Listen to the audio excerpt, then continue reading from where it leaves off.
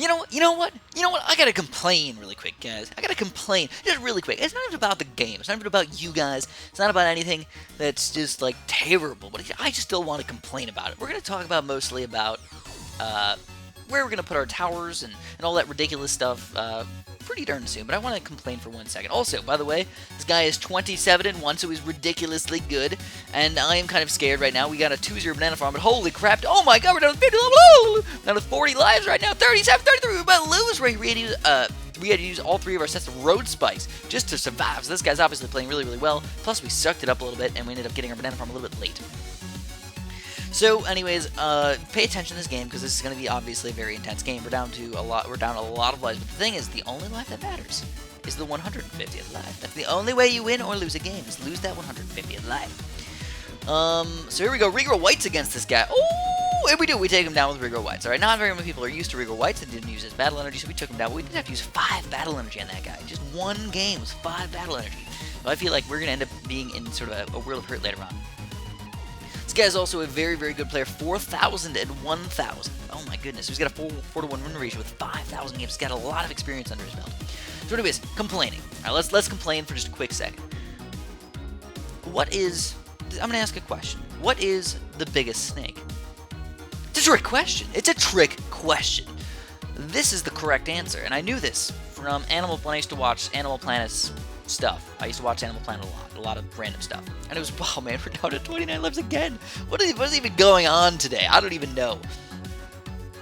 Holy crap, dude, these things are crazy, using balloon energy and everything. Anyways, the biggest snake is a trick question, because the longest snake is a python.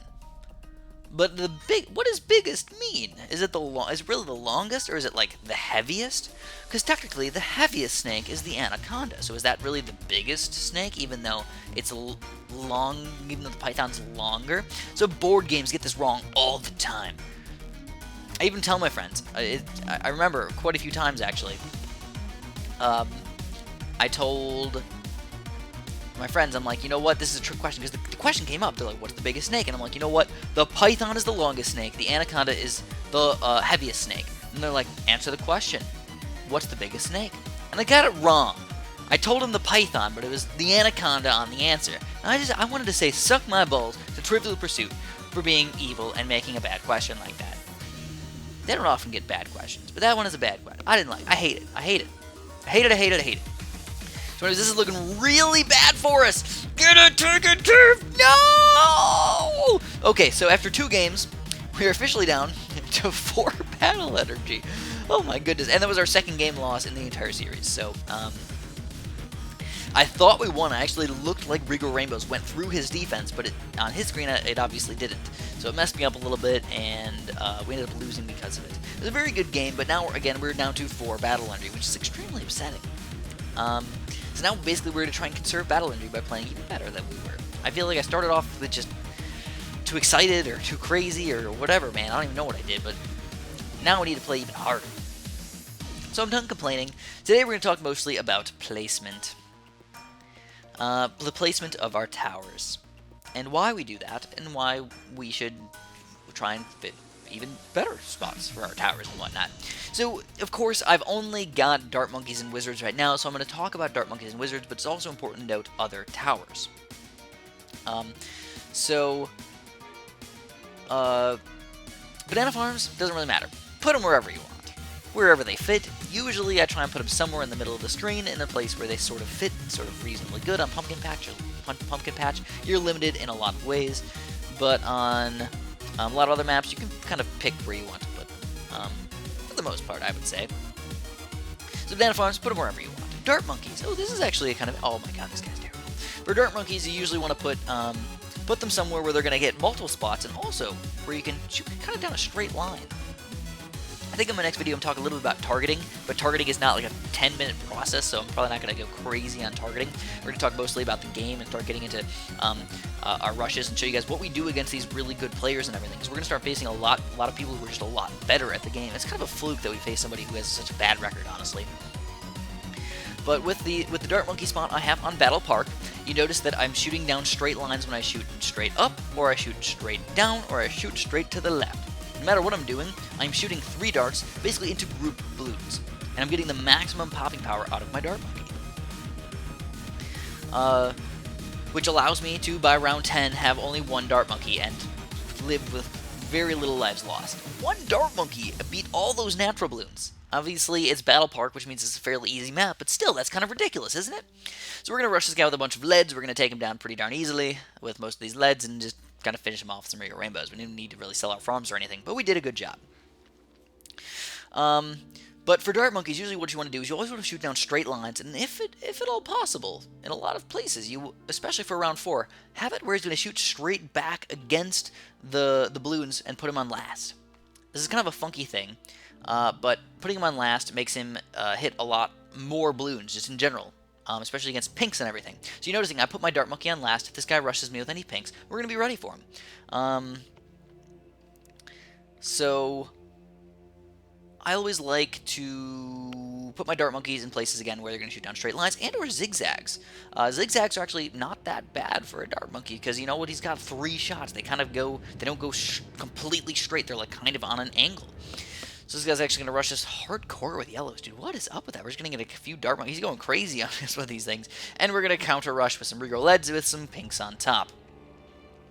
Also, I think in the next video, I'm going to talk about rushes where you group, or you can do double, not just a double rush, but where you group them on top of each other, which is a really interesting way to rush. I forgot to mention that, / it's not that common of a thing. Whoa, what the heck, dude? We are really fluking it up this game.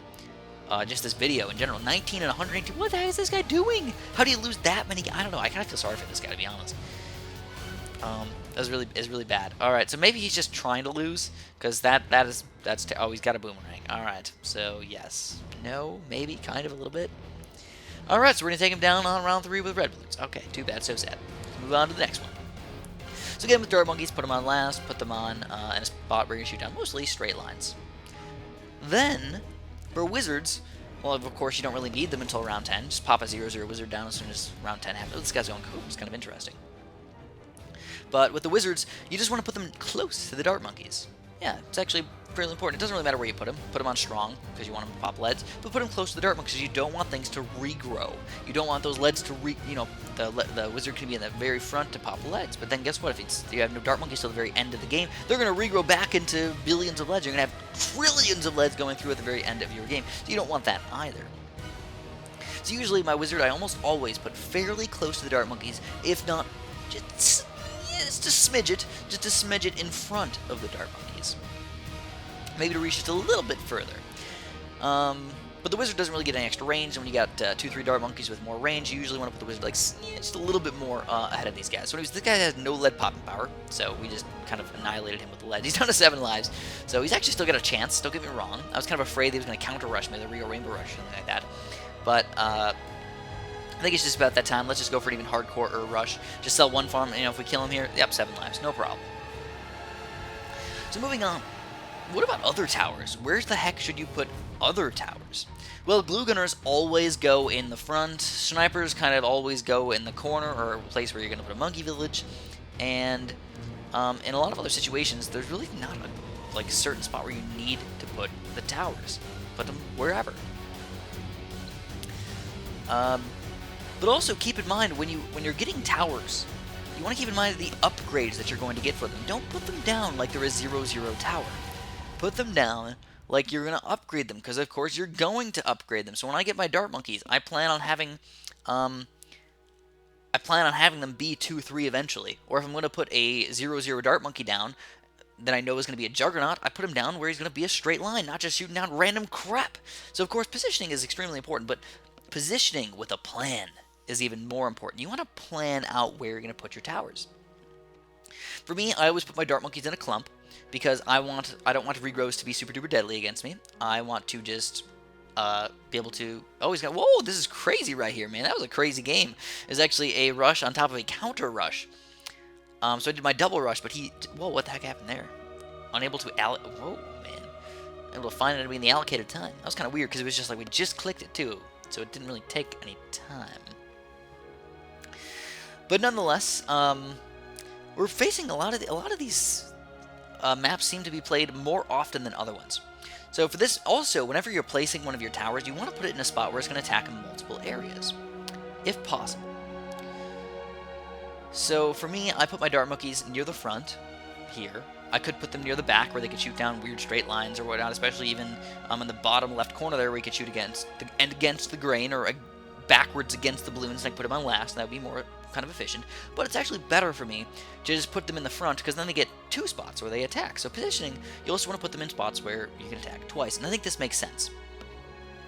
And whenever I do it, I usually try and put in most situations, I try and put my towers closer to the end spot of where I have 2 attacks. So for, let's see, wherever this level is, yeah, I wouldn't want to put my dart monkey in the top corner. I would actually want to put him in the bottom corner. It's slightly more efficient.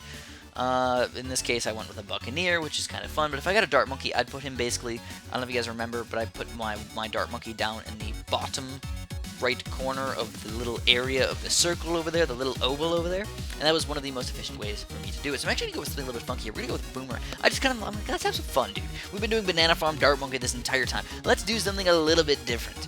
Let's go Boomerangs and Buccaneers, and obviously we're doing a pretty good job, and we're actually going Balloon Eco as well, because we're not going with any farms. Highly recommend against going Balloon Eco in most situations, but on things like Battle Park, where you might be going late game, it's not that bad. It's not that bad of an idea. Also, because we have a really awesome defense already, we have a cannon ship with a 3-0 dart with a 3-0 boomerang. There's really not that much that can kill us. A big camel rush is a possibility, but other than that, I'd probably get a couple of Buccaneers up in town and probably take down big camel rushes. And plus, with an enemy that has no farms, we're not really looking at gigantic rushes coming back at me. If that makes any sense. We just know that he's not going to do that. So for my dart monkeys here, I'm putting them in spots where, of course, they get multiple shots off. Makes sense, right? I'm also kind of just messing around a little bit this game. I don't know, I just got a little bored. I'm like, let's have some fun, guys. Plus, this guy's actually got a surprisingly good defense. There's really not much I can do to rush this guy. He's got Lad Poppin' Power, he's got Camel Lad Poppin' Power, he's got a lot of Groot Poppin' Power, he's got a lot of Rico Poppin' Power. And guess what? Because I have not been going farms, I don't have a lot of money. So the thing that's best for me to do is actually surprisingly go for a BFB. Now, I knew this guy did not have a 2-4 boat, or I thought this guy did not have a 2-4 boat, basically because of his rank and record. He didn't have enough medallions or enough battle score to actually get those guys. But that's all I'm going to have for you guys today. If you enjoyed this video, obviously I'd appreciate it if you press a like for me. Yeah, that'd be nice. And have a super duper delicious day.